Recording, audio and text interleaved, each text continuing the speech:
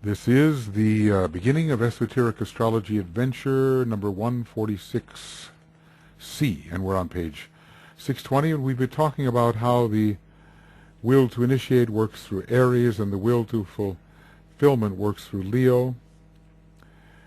Or maybe it's more, in this case, the will to creation works through Aries, and the will for fulfillment works through Leo. And now I think we're going to deal with the this greater will to good working through different types of will. The will that conquers death. The will to good is working through all three types of will. The will to create, to cause, to create, the will to fulfillment, and the will which conquers death. Will which conquers death. This will be the Capricorn aspect of it. This is the constellation by means of which comes the conquering will. It would seem a very high form of the will. Certainly, initiation is a conquest. The conquering will which releases the form life. And so this type of will, it says, releases from form life. The conquering will which releases from form life, and initiates the man into the kingdom wherein the will aspect, not the soul aspect of divinity, expresses itself. It is the, well, we have the will that initiates, and it's very connected with the first aspect. There's different kinds of initiation, and the will that begins things and initiates has a strong connection with Aries. But here, there's the secret of the soul, and we're initiated into, well, it is even a higher aspect than the soul, where divinity expresses itself. So, in a way, does this type of will initiate us into the kingdom of the monad. You will remember that there is a close connection between the Earth and Capricorn. Yes, as an Earth sign, and the density being caused, the power of Vulcan here, the ruler Saturn being the ruler that represents the mental aspect of a great third-rate being in which the Earth participates. From the esoteric point of view, if we were to look at Saturn, Mars, and Earth, I guess we would unite then Scorpio, Capricorn, and Sagittarius. There would be three signs in a row. If three planets, namely Saturn, Mars, and Earth, were to call in the constellations which they rule esoterically, we would have, respectively, Capricorn, Scorpio, and Sagittarius. Three contiguous signs, really dealing with triumph, one-pointed discipleship, and initiation.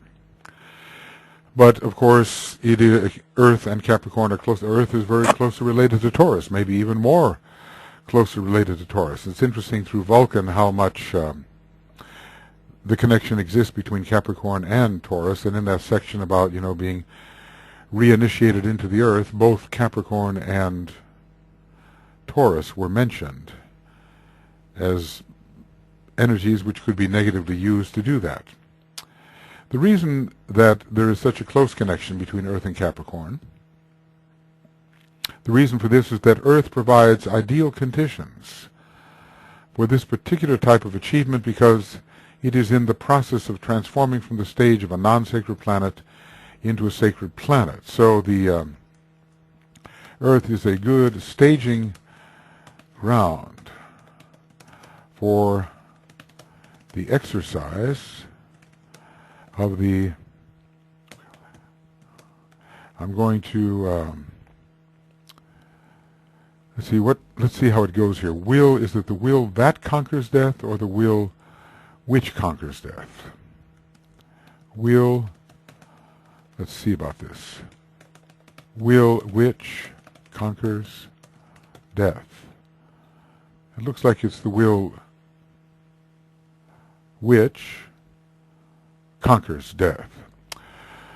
So seeing that that is the case and seeing that it is important,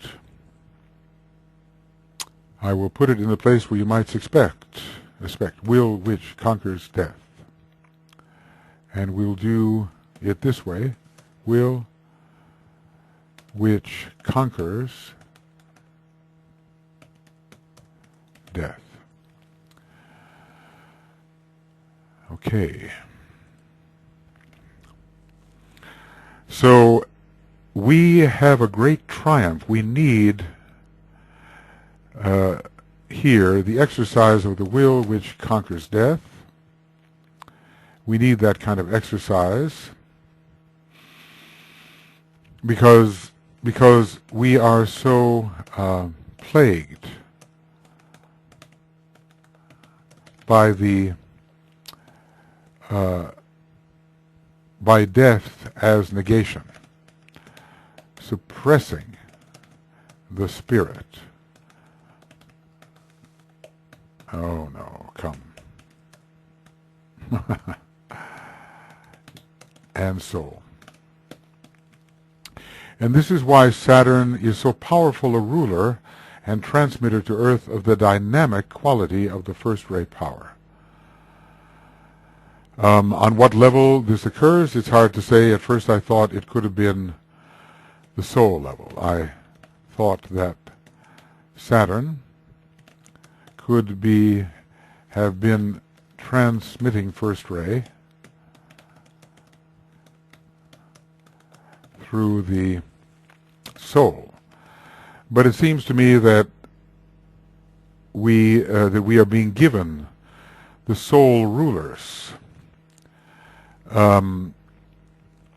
when we're told about the sacred planets. And so if Vulcan is the first ray, Saturn cannot be the first ray because we have to have sacred planets on all 7 rays. So perhaps though, we have the first ray personality, fourth petal.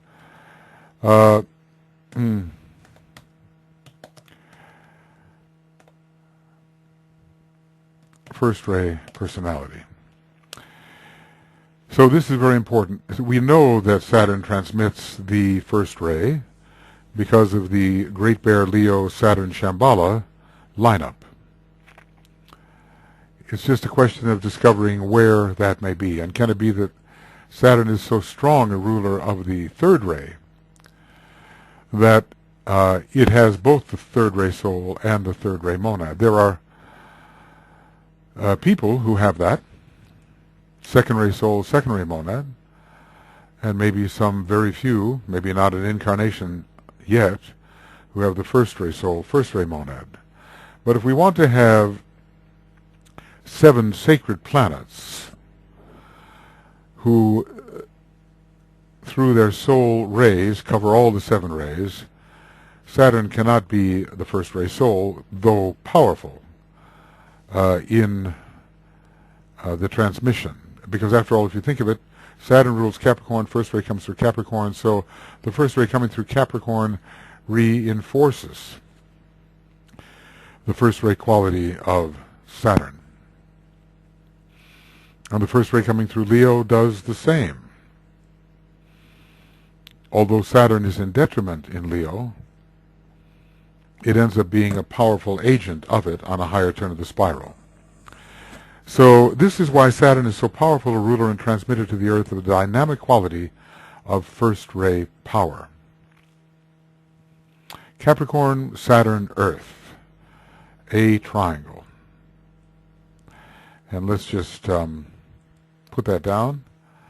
Capricorn, Saturn, Earth, a powerful triangle for conquest of death at this time. And Earth is the field on which death must be conquered. Okay. This inpouring of first-ray energy will be greatly accelerated from now on, and, well, Capricorn is not fading in its power. But the triangle of Leo, Pisces, and Capricorn faded out in the year of the Shambalic impact, 1975. The story of the triangle was written in the 1940s, early and late 30s, I expect, maybe the 1940s, before 1945, which was the climax of the triangle. But the first ray energy, because we are at the end of the century and the beginning of this next century, always the first ray cycle, approaching the great conclave, then for that reason the first ray energy will be greatly accelerated.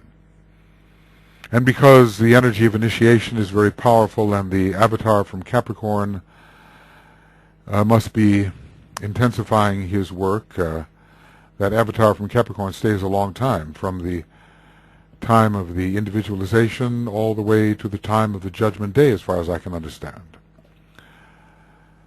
So from the time when man is simply an animal becoming human to the time when he's a human becoming a soul. And the soul then is confirmed upon the earth, because all those who remain after the Judgment Day are of the soul, either on the path in some way or another, and up to the 6th degree. These energies and their inflow must be carefully studied in connection with the diagrams given earlier in this treatise, remembering that visualization is always the directing energy employed to bring about specific desired effect. So we can enhance the downflow of the energies, just as we do with the fusion formulas. We can do that. So we are to study Capricorn, Leo, Aries, in terms of the will to create, the will to fulfill, and the will which conquers death, and to compare these with earlier tabulations. Aries, the initiator, so the will to initiate particularly is there, Aries giving the most of the first ray at this time. Leo, the self, and it is the self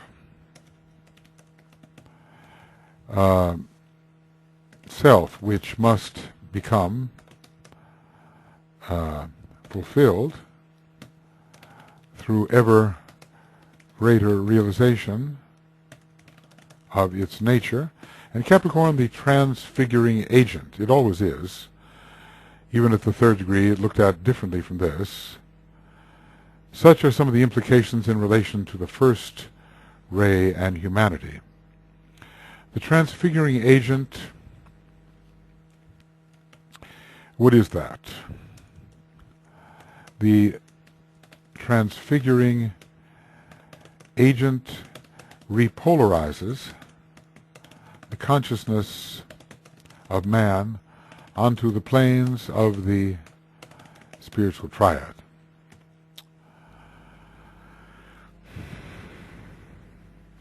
And then there is the power of translation, which is further elevatory. I would point out here that I have given this triangle of constellations, given this triangle of constellations in the order of their relationship to the Great Life, who employs them as a transmitting agency for first ray activities. This is potent. So we are saying here that the Lord of the constellation Aries is most related to the great life of the one about whom, and Capricorn relatively the least. Is that so? I've given this triangle of constellations in the order of their relationship to the great life who employs them as transmitting agencies for first-ray activities. Well, I think it's quite clear that on our planet, Aries plus first ray is the monadic source. Not just that it's the first ray, but Aries plus first ray. And so we have to look to the spiritual triad. We look to the spiritual triad as the anchor of the monadic energy, and also a domain where soul force is focused. You know, the ninefold choice of rays that we have sometimes talked about. Atma, Atma, Atma, Buddhi, Atma, Manas. Buddhi, Atma, Buddhi, Buddhi, Buddhi, Manas. Manas, Atma, Manas, Buddhi, Manas, Manas.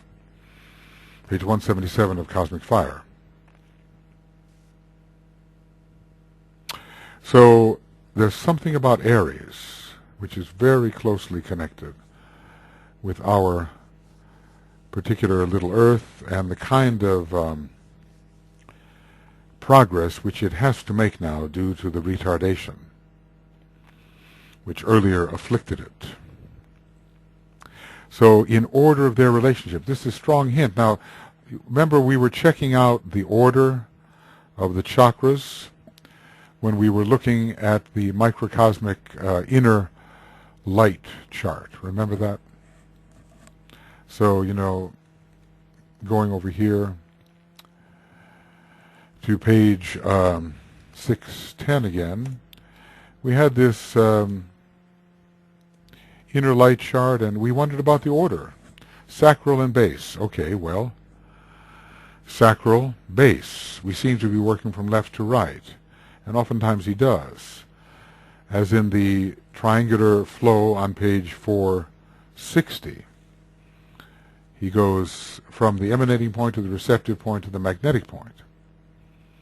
And over here, ajna, throat, and heart. And given the being for whom this is an inner light chart, it would seem that neither the heart nor the base of the spine can be considered to be active, although in other triangles the heart is always active, but more as a sustaining agent, an agent contributing to the coherence of the form, and not the heart as an organ of buddhi.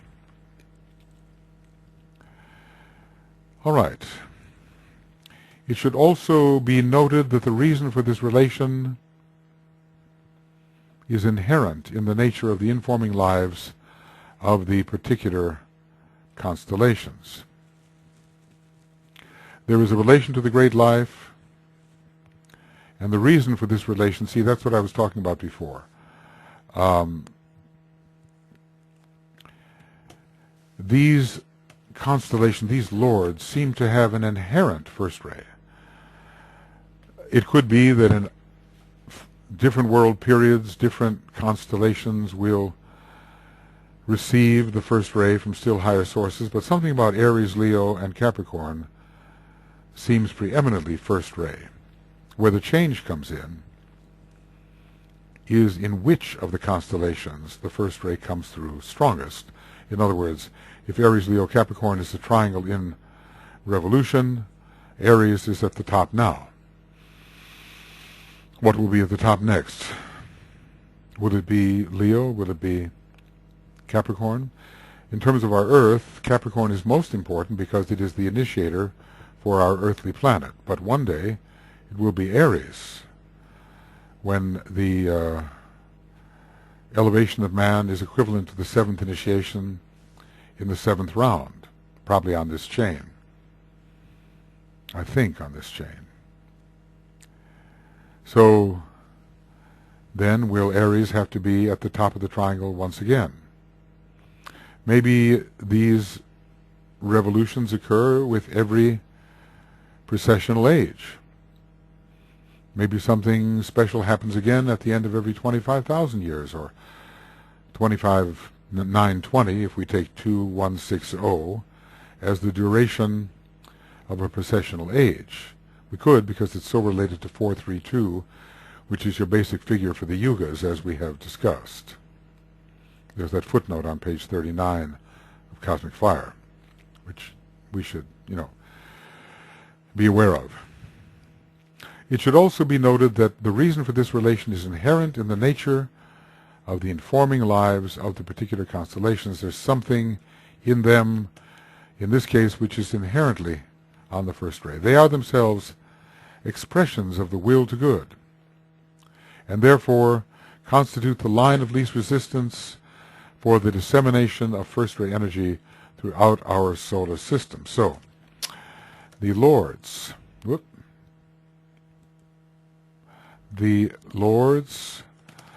of the constellations Aries, Leo, and Capricorn are all expressions of the will to good. Does that mean that others are not? Anyway, the will to good is working out in some way through the one about whom naught may be said, and what stage is that great being at? We don't know. The stage of the one about whom naught may be said would determine which aspect of the will it is applying. There's all kinds of aspects, but the will to good seems particularly under discussion. As I say, it's kind of a second ray or synthetic aspect of the will. So it has always seemed to me. I know that I've hit the special button there, but I'll just let it go. From the angle of human relations, the triangle rearranges itself. Aha. So this is interesting. From the angle of humanity, Leo is preeminent. It becomes Leo, the giver of self-consciousness. Capricorn, the sign wherein initiation can be taken, and Aries, the incentive towards a new beginning. Well, Leo is the most human of all the signs, and has much to do, as does Capricorn, with the initiation of humanity. Capricorn is ruling at all the initiations. I mean, the birth of the Christ takes place in Capricorn, doesn't it? Or more properly at the Capricorn solstice. And Leo prepares the man for the first initiation, and he takes it in that sign as well. And Capricorn goes on as the one who crosses the water to be involved in the second degree. And Leo, bringing in the heart of the sun, has influence at the second degree, and Capricorn is most influential, or, well, at least it is well recognized as powerfully influential at the third degree, and Leo has to do with the triumph of the soul. It's the sun on the mountaintop. It's a combination of Capricorn and Leo and Capricorn. And initiation is the new beginning, so these three rule humanity powerfully.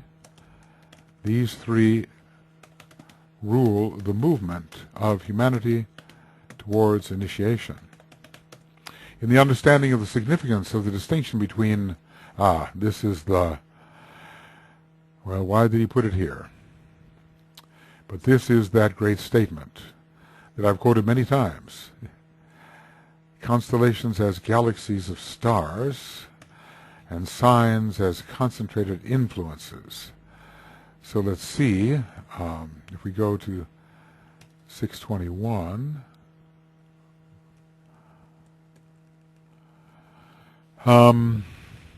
the distinction between and signs is contrary. Okay, so he's really making the whole thing italicized. And this, of course, is a huge statement. It is a statement which deserves a big font, don't you think? In the understanding of the significance of the distinction between constellations as galaxies of stars, really this means aggregations of stars, not galaxies, not circular spiral or whatever, galaxies. Galaxies are aggregations of stars, and of signs as concentrated influences related to those stars of a devic nature and related to those galaxies, will come fresh light upon the science of astrology. The light is pouring from the constellations, and it is magnetized by these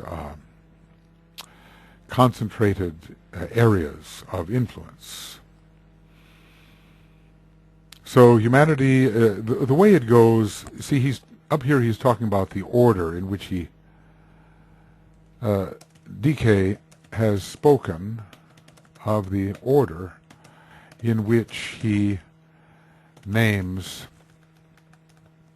the constellations. So, then, in relation to the one about whom naught may be said, the order is Aries, Leo, Capricorn.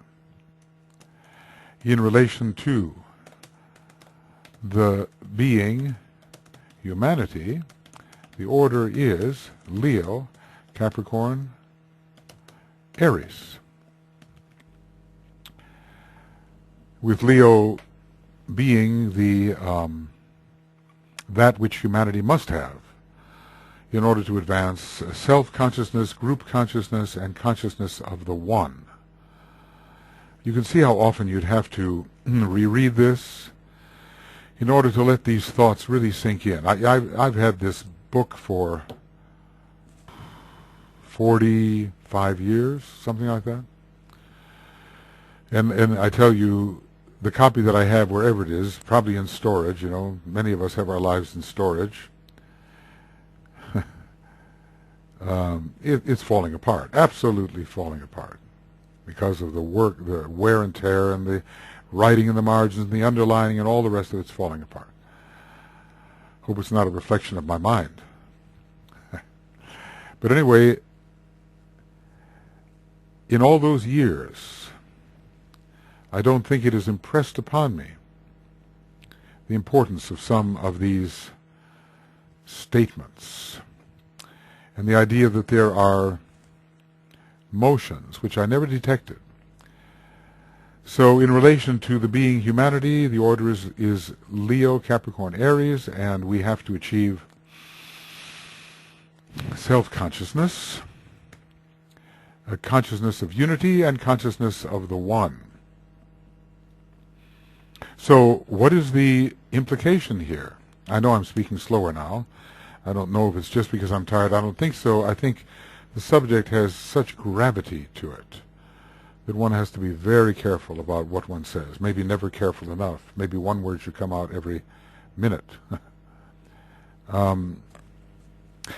So the order of the let's see, the closeness of these constellations to the life concerned, and thus the order in which they are to be contemplated, depends on the scope and status of the life concerned. The one about whom not be said, vast being, the order is Aries, Leo, and Capricorn. When it comes to humanity, a much lesser being, the Lord of a kingdom, and not only that, but the Lord of a kingdom on our earth. The kingdom is system-wide, but we're talking about that lesser Lord who is the Lord of humanity on our earth, just like there is a Varuna connected with the astral body of our earth, but a greater Lord connected with the astral body of the entire solar system. So the order we use to list the constellations depends upon the evolutionary status of the life which the constellations are affecting. Okay. In the understanding of the significance of the distinction between constellations as galaxies of stars, so they are beings who are emitting and transmitting certain qualities of energies. They are aggregations of solar logoi. They are lords of these aggregations, and they are lords over the solar logoi who have been gathered, collected, affiliated, and signs as real areas of energy, but much less in power. They are intrasystemic, at least in terms of our solar system, within our solar system, and attuned, resonantly attuned to the constellations. So that's what I want to say, that the signs are resonantly attuned to the constellations. This is fundamentally connected with the difference between the relation of array energy to the triangle of constellations and the human relation. Well, let's put it like this. There would be no constellational effect upon the human being and humanity without the signs to concentrate, to receive, concentrate, and distribute those energies from the constellations. So the signs have to do with the human relation. So signs relate to the human relation, and the rays and constellations to the cosmic relation. There's an analogy there, but maybe we could say that without signs, because they have to occur in relation to other planets as well, other planetary logoi, the constellations wouldn't really be able to have their effect upon the planet. We do have to remember this one statement by the Tibetan in Esoteric Astrology, and I always want to remember it. I suppose it's on page 63, or is it on page 60? If it's not yet, here it is. The month and the sign, or the place of the sun in the heavens, do not really coincide. When we state, for instance, that the sun is in Aries, it conveys an esoteric truth, but not an exoteric fact. The sun was in Aries at the beginning of this great cycle, exoterically, I suppose, but is not exactly in the same position today when it is found in that sign. It's got a different constellational background when it's found in the sign. So there it is, page 63. So important for us to continue to remember. He's given us a hint here, he says, to the intuitive astrologer. Are we? The esoteric truth is what always intrigues me about this statement. You know, it's usually considered illusory that the sun is somehow in that sign, Aries. It really should be, let's say it's against the background of Pisces, so it's in the constellation Pisces, and yet it's in the sign or concentrated influence of Aries. So, whoop, that's not it. Okay.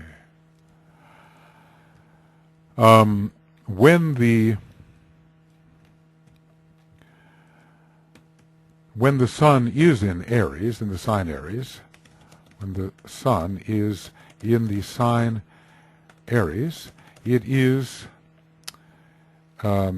related to a devic field, which is a concentrated influence attuned, resonantly attuned to the energy of the constellation Aries. This makes its sign position in Aries esoteric. What is exoterically true is that it is against, can be seen, the sun can be seen against the constellation Pisces. That is exoterically true. But it's the esoteric attunement which counts, because at that time of year it will not be the energy of Pisces which is received by humanity, but the energy of Aries. That's why he said the human relation. Now, from another perspective, maybe the whole planet, the planetary logos, will be receiving the influence of the constellation and not of the sign.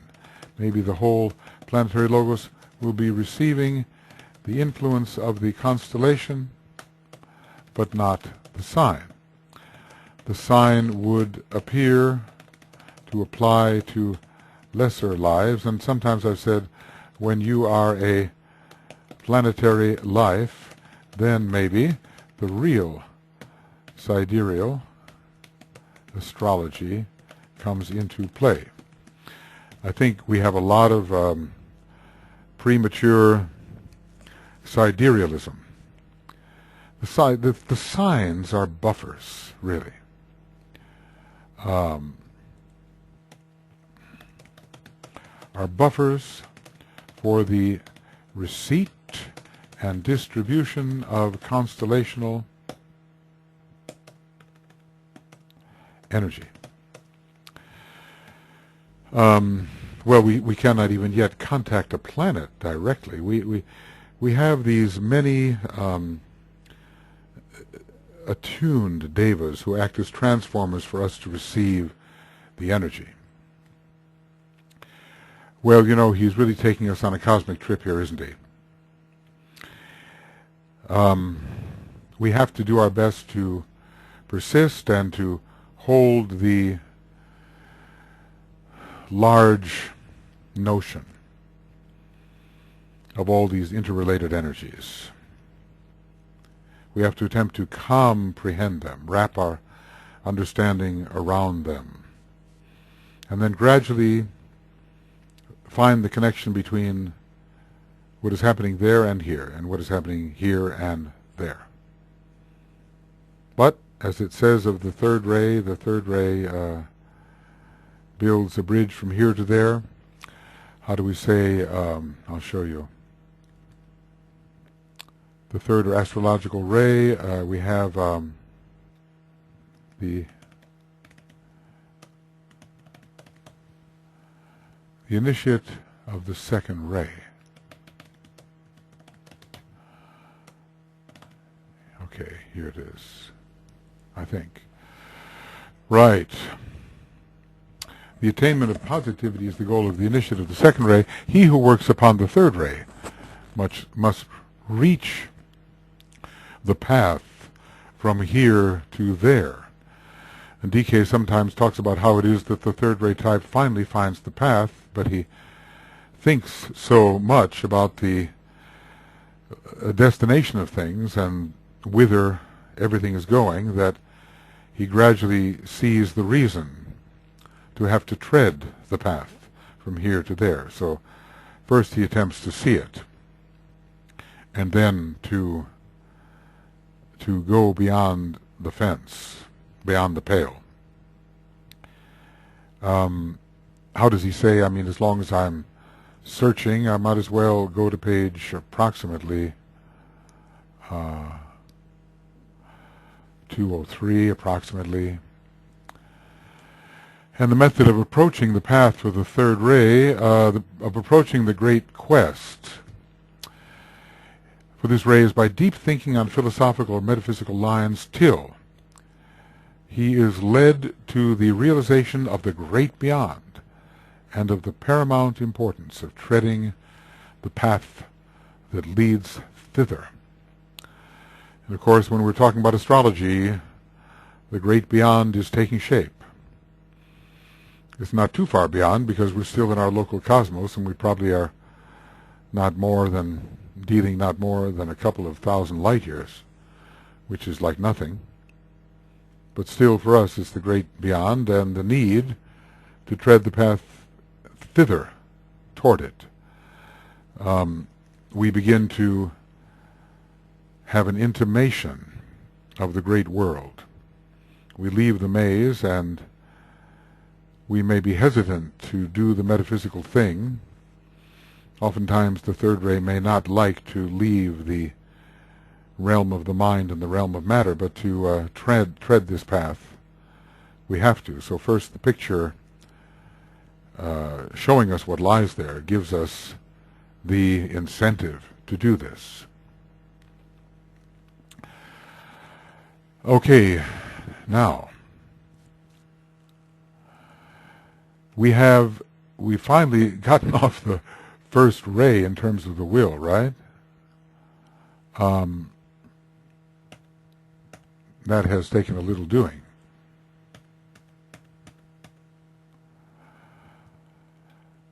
Ray 2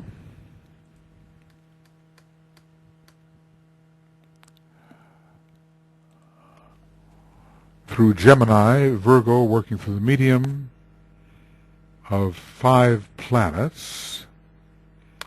Well, okay, so it's Gemini and Virgo, and they are working through the medium of 5 planets.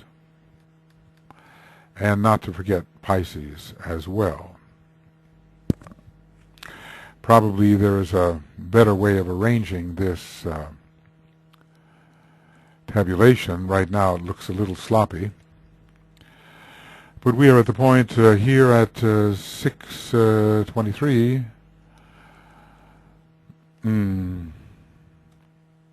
Yeah. It's not just Virgo working through the medium of 5 planets. It's Mercury ruling Gemini Virgo, Jupiter ruling Pisces, Venus ruling Gemini, the Moon ruling Virgo esoterically, Pluto ruling Pisces esoterically. So if there was a way for me to do this, I would. But it's not so easy.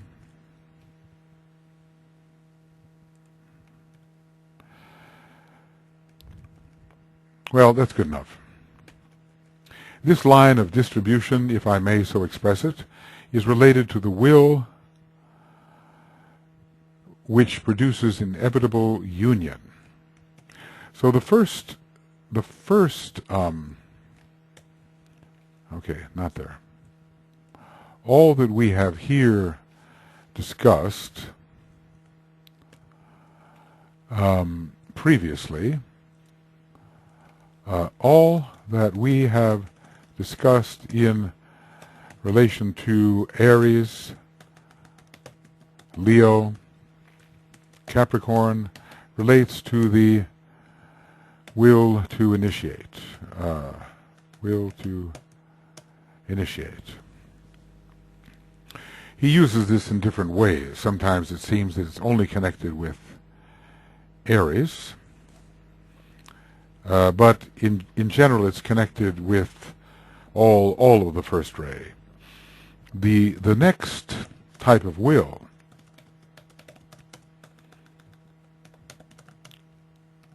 is the will to unify.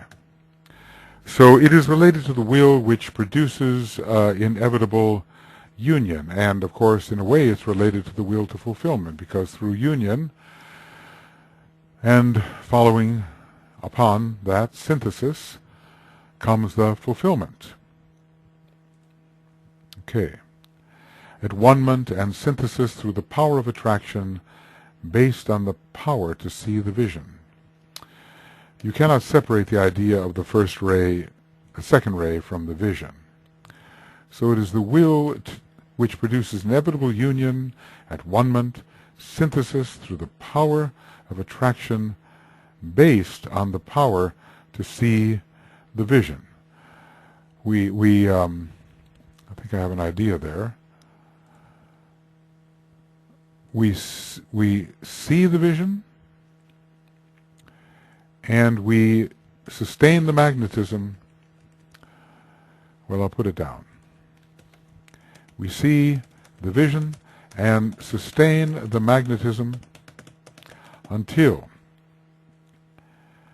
that upon which we are working conforms to the vision. So, in the mosaic world of parts and pieces, a form or pattern is made which is identical to the archetype, which is the basis of the vision. In this solar system and during this world cycle, therefore, upon our planet, and throughout the period wherein our planet moves from the position of a non-sacred to a sacred planet, this is the dominating will aspect of deity, because it is a second ray soul,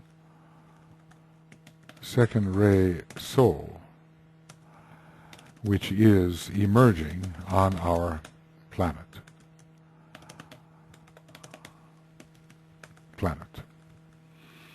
We have to bring that forward, and the reappearance of the Christ and the externalization of the hierarchy is one of the chief means of doing this.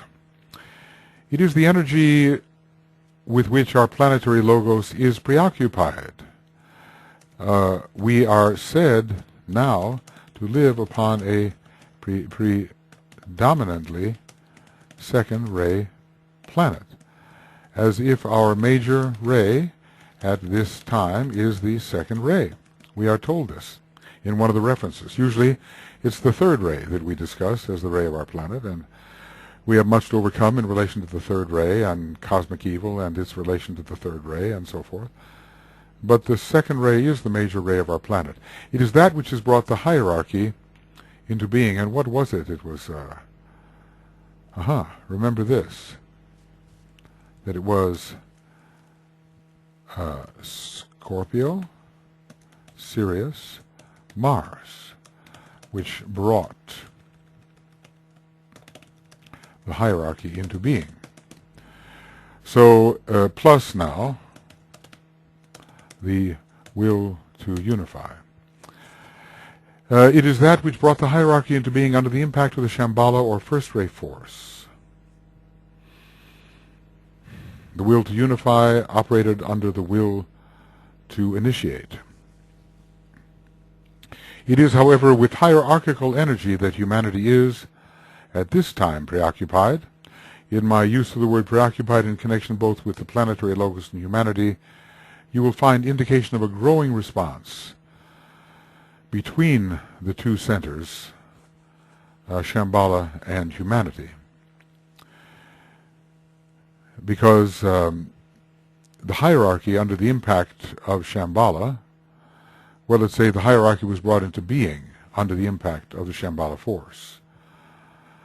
And the preoccupation of hierarchy is with this will to unify. Now, Shamballa is impacting humanity, and humanity's preoccupation, similarly, just as for the hierarchy, is becoming this second energy. So, under the impact of Shamballa on humanity, humanity is becoming focused on this second type of energy, the will to unify. And this type of response was first belonging to hierarchy long ago.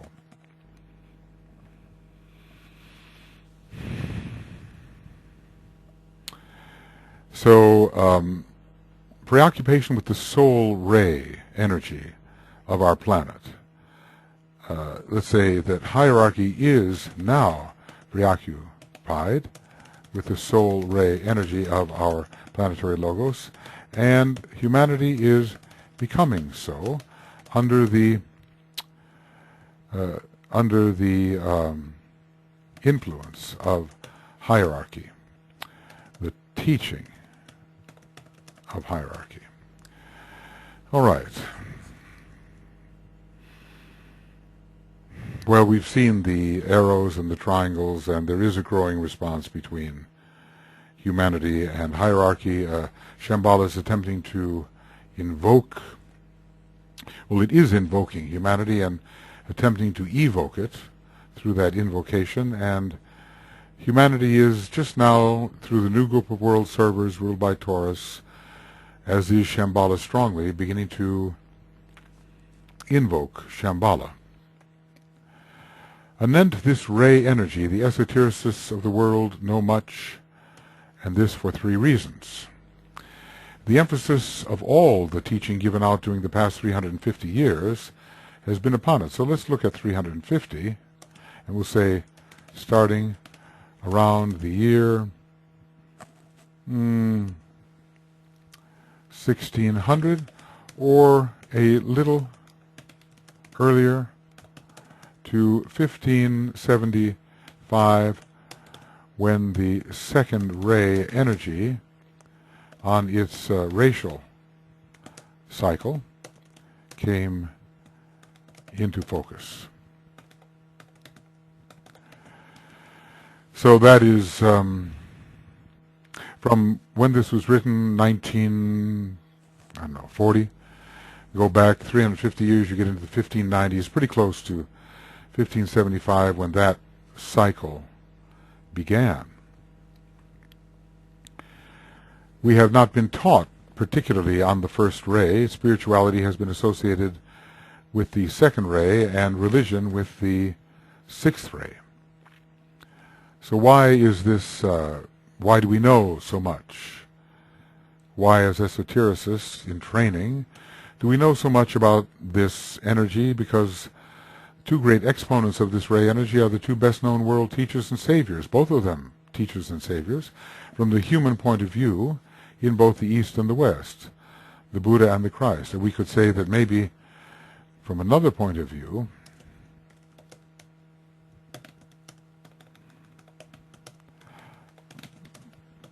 maybe these teachers are not quite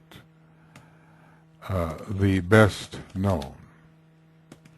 But certainly from our perspective, the Buddha who came from the moon chain humanity, and maybe from the previous solar system, as the seeds of that first solar system ripened in him, and the Christ who came from our solar system and our chain, are best known by humanity. They sway entire continents. They are the two great teachers.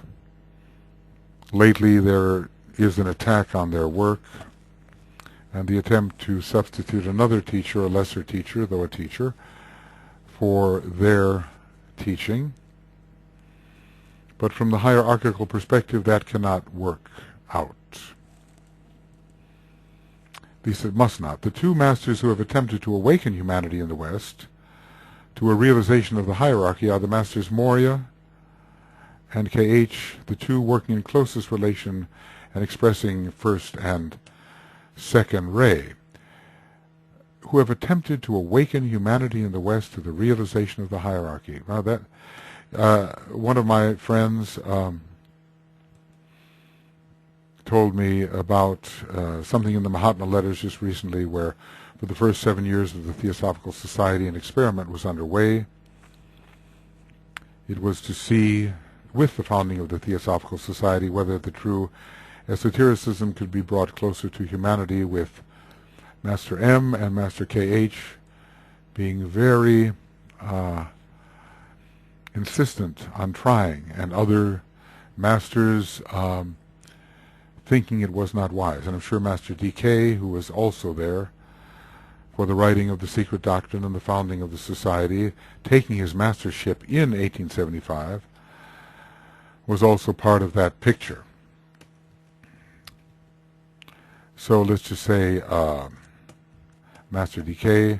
was also there, taking his mastership in 1875 and supplying HPB with so much of the information she needed to present the teaching more completely to the world. Now, had the masters made up their mind after 7 years, it would have been 1882. I'm thinking about when the Secret Doctrine was written. I think it was it not published in the 1880s? So this great wisdom has been given to humanity. How many have assimilated it? How many have distorted it? Or worse, how many live by it? For how many is it simply an escape? That is probably known by the masters, but remains to be seen. The keynotes by humanity, the keynotes of illumination or vision of sight or of spiritual perception, and the fusion of the Occidental and mystic way are dominant in this cycle. We can see already that in the United States and other places in the Western world there's been such an attempted illumination recently. Such an attempted illumination recently.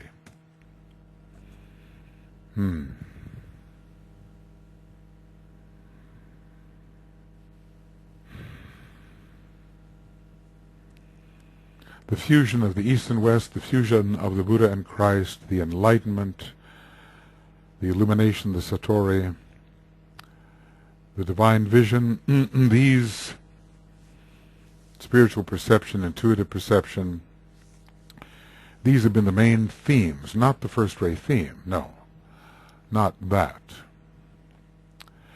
The Buddha summed up in himself all the light of the past as far as humanity was concerned. So he was and is the Lord of Light, and later and more of wisdom. He was the culminating messenger, and notice how closely Mercury is related to him. Mercury as Buddha, and Taurus so closely connected to Mercury through the Buddha. There is one decanate, I think, the middle decanate, ruled by Mercury in relation to Taurus. And he demonstrated the innate possibilities of mankind, radiating the light of wisdom, which has much of the first ray in it as well. He being of the type of second ray, which has the strong sub-first ray, and said to be on the wisdom line of the second ray, radiating the light of wisdom in relation to the light of substance, which is light. Substance and light are the same, and producing that dual blaze or flaming light which has been fanned and fostered, though not fully expressed, by humanity up to that time. A dual blaze of flaming light. And I suppose what we have is Mercury, Buddha, as light, wisdom. That's a dual blaze.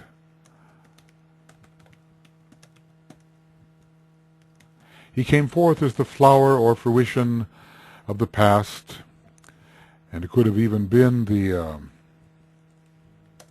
third solar system. The third solar system. When I say third, I should mean the past solar system, previous solar system. And as the guarantee of man's innate capacity. Christ, while able also to say, I am the light of the world, went further in his manifestation and gave a vision of the next step demonstrating the light of the soul, which is the second aspect, and pointing to the future, when and the second ray soul of the planetary logos would emerge, thus presenting that which could be, because he had released on earth the cosmic principle of love, and what you're going to release you had better touch. So if the Buddha released an expression of cosmic mind, then the Christ released an expression of cosmic love. And I say they touched it. There was a cosmic touch for both of them. DK doesn't say more about the cosmic touch, but it's pretty clear that for the Christ, the cosmic touch was the cosmic astral plane, and for the Buddha, coming more along the third ray monadically, it was the cosmic mental plane. Love is an aspect of the will, which is a point very little realized. Well, then is intelligence also an aspect of the will? It's very little realized by the mass of men. Maybe each higher principle includes the lesser ones. So maybe intelligence is an aspect of love, and love and intelligence are aspects of the will. It is the will, this is the definition of love, it is the will to draw into oneself, into itself, and the will to attract into itself, and this will, when exerted towards that which is not material, we, in reaction to the differentiating mind, call love. We've got to have that one, don't you think? That's one of the great definitions.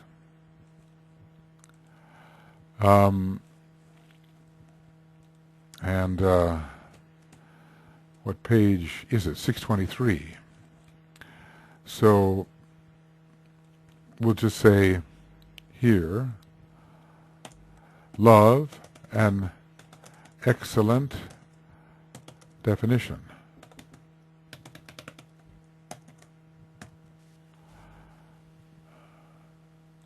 So this will be now the end of Esoteric Astrology Adventure, number 146C, page 624. If it's not quite right in terms of time, I was forced to make an ending here. Beginning of Esoteric Astrology Adventure 147A, also page 624. We have been dealing with this magnificent definition of love. It is the will. It's an aspect of the will. Love is an aspect of the will.